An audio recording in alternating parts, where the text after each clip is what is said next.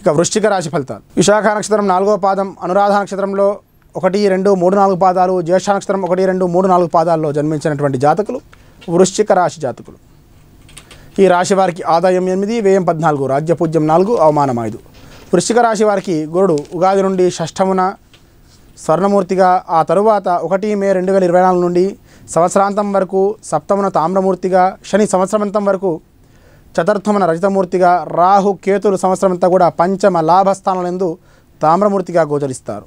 ఇక వృశ్చిక రాశి వారికి ఈ గ్రహ యొక్క కలయికల వల్ల వ్యవహార విషయాలందు, ఆర్థిక లావాదేవీలందు అప్రమత్తత అవసరం. వృత్తి ఉద్యోగ వ్యవహారాలందు నిరాశాజనకంగా ఉంటుంది. దీర్ఘకాలిక నిర్ణయాలను, ముఖ్యమైనటువంటి వాటిని వాయిదా వేయటం మంచిది. బంధుమిత్రుల సహకారం ఉంటుంది. సంబంధం లేనటువంటి పనులకు దూరంగా ఉండటం మంచిది. భాగస్వామ్య వ్యాపారాలు కలిసి రావు. ఆర్థిక అభివృద్ధి ఉంటుంది. కళాకారులకి ప్రోత్సాహం ఉంటుంది.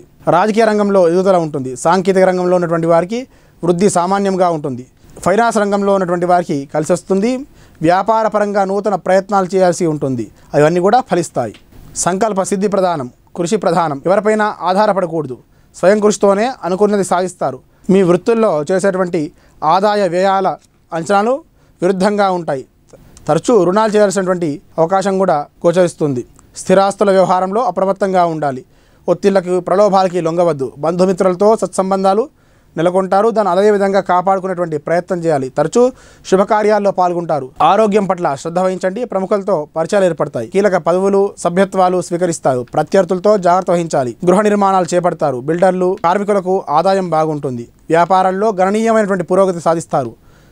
ఉమ్మడిగా కంటే సొంత వ్యాపారాలే కలిసి వస్తాయి. విష్ణు సహస్రనామ పారాయణం, కనకధార స్తోత్రం, రుద్రాభిషేకం, గోసేవ చక్కటి శుభ ఫలితాన్ని ఇస్తుంది. ఇది ఈ సంవత్సరం వృశ్చిక రాశి ఫలితాలు.